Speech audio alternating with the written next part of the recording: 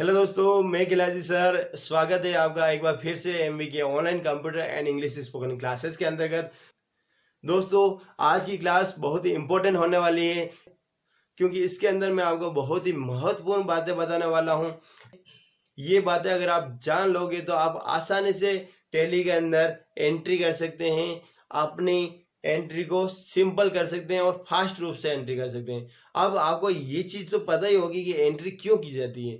जो भी व्यापार के अंदर लेन देन किया जाते हैं, जो भी अपन ने खरीदा, यहाँ से खरीदा वहाँ बेचा, ये खरीदा वो खरीदा, प्रोडक्शन हुआ, इसको बेचा, उससे उधार पैसे लाए, बैंक से लाए, उधर उसको उधार दे दिया, उसको उधार माल बेच दिया, ये जितनी भी तरह की एंट्री होती हैं इसको अपन आसानी से लिख सकते हैं और उसको लिखने के बाद टैली के अंदर फीडिंग कर सकते हैं। अगर ये चीज़ें आपको आ गई, आज की क्लास आपने ध्यान से सीख ली, तो आप कभी भी टैली के अंदर पिछड़ नहीं सकते हैं। मैं उम्मीद करता हूँ आप लोगों ने भी अपना एक रजिस्टर मेंटेन कर रखा होगा। इससे पिछली वाली क्लास के अंदर मैंने आपको एक टेबल बताई थी। ये टेबल मैं आपको यहाँ पे फिर से शो कर रहा हूँ। इस टेबल को आप स्क्रीनशॉट ले लीजिए और इसको भी आपके रजिस्टर में नोट कर लीजिएगा। यदि आपने नोट कर लिया है तो बहुत ही बढ़िया बात है। इसका मतलब ये है आप मेरी सारी क्लासेस कंटिन्यू रूप से देख रहे हैं। अगर आपने नोट नहीं कर रखा है तो इसका मतलब आपने पिछला वाला वीडियो नहीं देखा है। अगर आपने पिछले वाला वीडियो नहीं देखा है तो इस वीडियो के डिस्क्रिप्शन के अंदर उसका लिंक दे रखा है। आप उस लिंक पर क्लिक करके पिछले वाला वीडियो को देख लीजिए ताकि आपको आसानी से पता चल सके कि ये टेबल क्या काम आती है और इसी के माध्यम से पूरी टैली के अंदर जितनी भी एंट्री होगी वो इस टेबल के माध्यम से ही होगी। दोस्तों, टैली के अंदर एंट्री करने के लिए 4 विशेष बातें हैं। क्या हैं? 4 विशेष बातें। पहली बात नोट कर लो दोस्तों। पहली बात क्या है?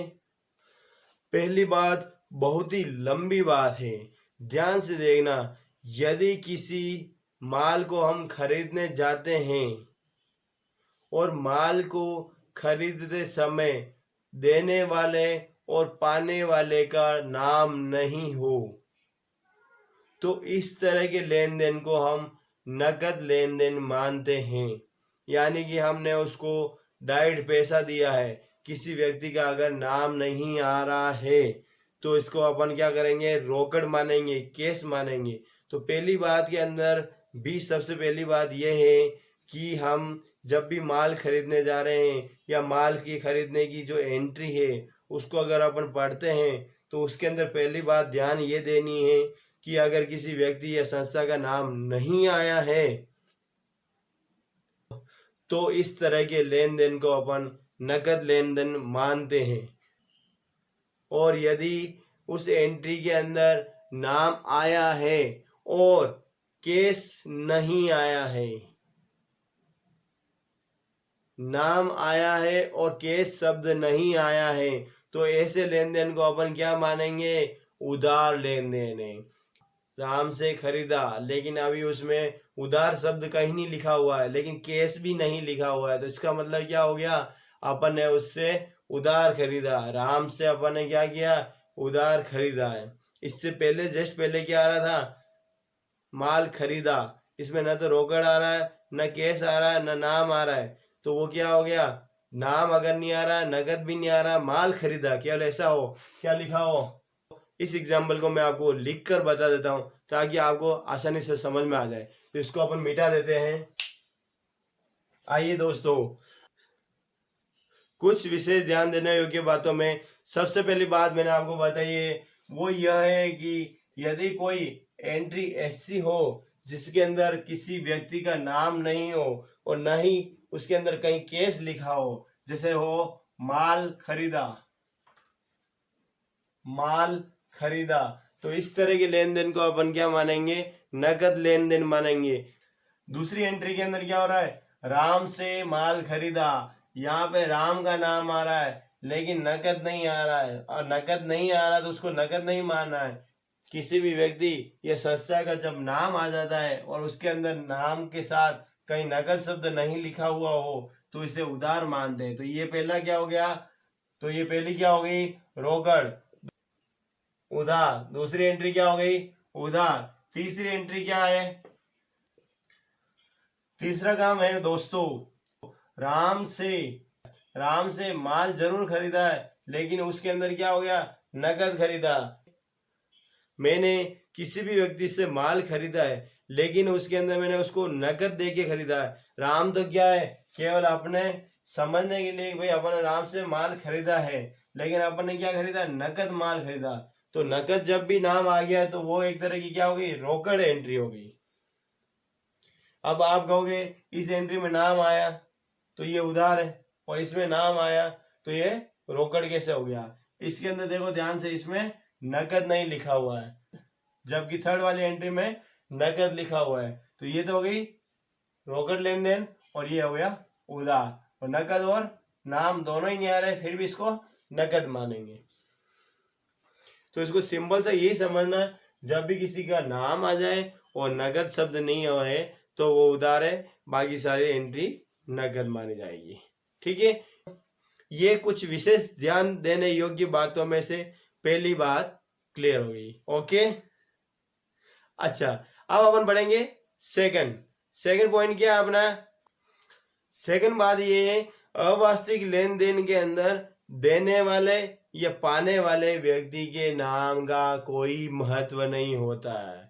सिंपल सा वहां पे नोट कर लो मेरे दोस्तों, अवास्तविक लेन देन में देने वाले और पाने वाले का नाम का कोई महत्व नहीं होगा। समझ गए मेरे दोस्तों। इसको मैं आपको एक एग्जाम्पल के माध्यम से समझाता हूँ।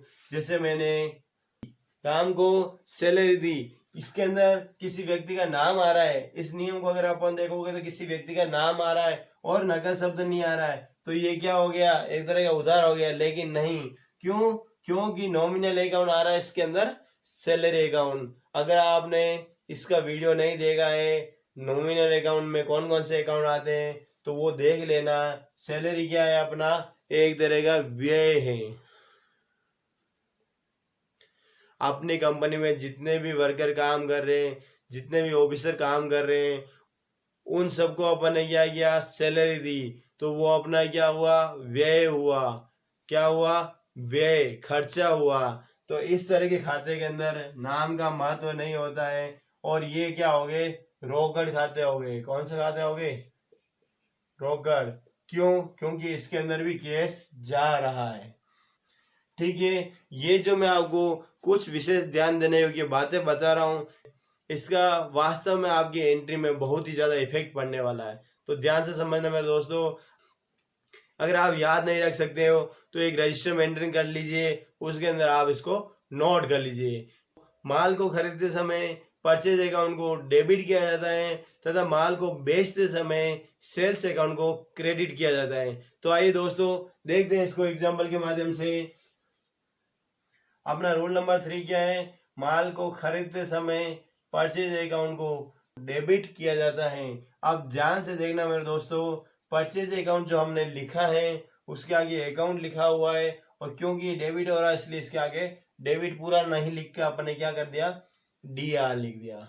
ठीक है मेरे दोस्तों, ये चीज मैंने आपको इससे पिछली वाली क्लास में बता दी थी, किस तरह से डेबिट होने वाले खाते को ऊपर लिखा जाता है, और उसके बाद माल बेचते समय टू लगाकर सेल्स अकाउंट को क्रेडिट किया जाता है। ये यहाँ पे क्या हो गया, क्रेडिट हो गया। यहाँ क्रेडिट नहीं लिखा जाता है, बल्कि उसकी जगह क्या लगा दिया जाता है, टू शब्द लगाकर उस खाते का नाम लिख दिया जाता है।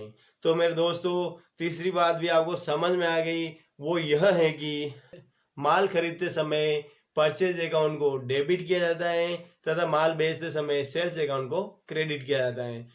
ठीक है दोस्तों पॉइंट नंबर 4 क्या हमारा, व्यापार के अंदर जब भी पैसा लगाया जाता है तो एक कैपिटल अकाउंट खुलता है, और वो हमेशा क्रेडिट होता है। तथा व्यापार से जब भी पैसा निकाला जाता है तो ड्राइंग अकाउंट खुलता है, और वो ड्राइंग अकाउंट क्या होता है, डेबिट किया जाता है। ड्राइंग वो ड्राइंग नहीं जो अपन बनाते हैं, ये ड्राइंग क्या हो गई, व्यापार से जो भी आहरण किया जाता है, व्यापारी खुद स्वामी व्यापार से पैसा निकालता है, तो उसे क्या कहते हैं, ड्राइंग कहा जाता है। आज के लिए इतना ही। बने रहिए MVK online computer and English spoken classes के साथ। यदि अभी तक आपने हमारे चैनल को सब्सक्राइब नहीं किया तो तुरंत सब्सक्राइब कर लीजिए, साथ ही बेल आइकन को ऑन कर लीजिएगा, ताकि आने वाले नए वीडियो की जानकारी सबसे पहले आपको मिल सके। थैंक यू दोस्तों, मिलते हैं नेक्स्ट क्लास में।